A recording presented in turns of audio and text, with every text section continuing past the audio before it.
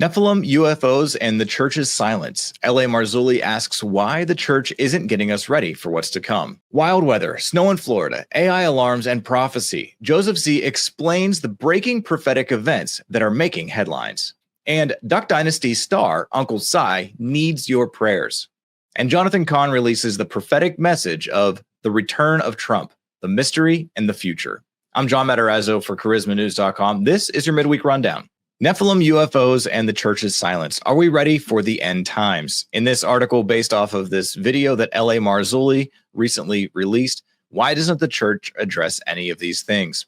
L.A. Marzulli's latest presentation is a stark wake-up call to churches everywhere. In his video titled, "Why Doesn't the Church Address Any of This?" Marzulli challenges church leaders to grapple with what he describes as one of the most significant spiritual battles of our time: the resurgence of the UFO phenomena and its connection to biblical prophecy. As he often says, UFOs are real, burgeoning, and not going away. There is biblical understanding for what is happening in the skies. He says the Bible's bias for understanding UFOs and Nephilim, there's a good understanding for that. The modern resurgence of deception.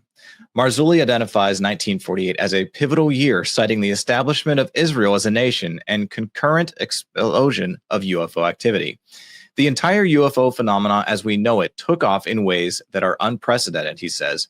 Events like the Roswell incident the year before in 1947 and the beginning of the widespread abduction phenomena, cattle mutilations, and crop circles are not isolated occurrences, but signs of a coordinated spiritual deception. The Bible warns of a coming great deception, and we need to be ready. And so he's talking about the church's reluctance to engage, and that many wonderful, good-hearted pastors don't even touch the subject. We're just here to teach the Bible, many of them say, but that response falls woefully short, according to Marzulli. There's ignorance, and then there's arrogance, and it's a deadly combination. So the stakes couldn't be any higher. Marzulli's critique is not just about UFOs or Nephilim. It's about the church's responsibility to prepare its flock for spiritual warfare. This is happening, he insists. The deception is here, and it's only going to grow stronger. If the church doesn't address it, who will? In a world increasingly captivated by the supernatural, Marzulli's call to action is a timely reminder that the church cannot afford to remain silent. The stakes are eternal, and the time to act is now. This article will be linked in the description so that you can read this whole thing yourself. Plus, wild weather, AI alarms, and prophecy, what it all means. Joseph Z breaks down these current events. In an era marked by upheaval and uncertainty, prophetic voices are speaking louder than ever.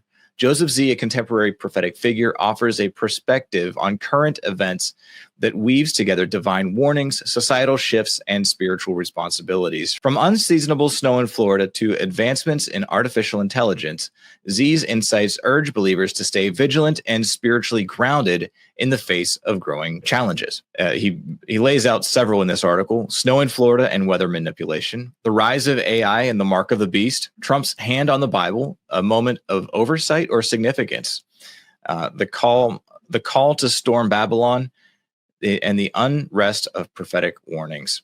It's always important to understand what is happening in our world today prophetically. There's a lot of things that are happening spiritually, and they're coming into the natural realm, and we need to be aware of this. So this will definitely help you understand some of these things. The link will be in the description. Also, pray for Si Robertson. He's been hospitalized as family sees new changes. Pray for the Robertson family after Si Robertson was hospitalized from an accident that happened during a hunting trip. This has caught a lot of people's attention because Si is a very loved character within the family. He's a real person. He is very interesting and funny, great sense of humor there. And we have seen the family over the years with Duck Dynasty, and he is a loved character there. But Robertson's accident comes at a time when his brother Phil Robertson is dealing with serious battles in his Alzheimer's condition, along with other ailments. Jace Robertson, one of the brothers, says that his father Phil is also struggling with some sort of blood disease causing all kinds of problems. And we want to encourage you to take this opportunity to pray for the Robertson family, especially as they seek to relaunch their Duck Dynasty hit. God has used many of the members of the Robertson family for his glory. Pray for physical and spiritual restoration for this family as they prepare to go into the next phase of what God has for them. We love seeing them. They make us laugh. They make us cry. They make us really turn to the Lord. I love those. I love the times where they focus on the prayer with their family gatherings. And that's always been a very important thing. And it has definitely affected culture watching that in a positive way. And Jonathan Cahn just released another prophetic video, as he often does, The Return of Trump, the Mystery and the Future. In this, he gives commentary about a message that he recently gave just this last Saturday at his church.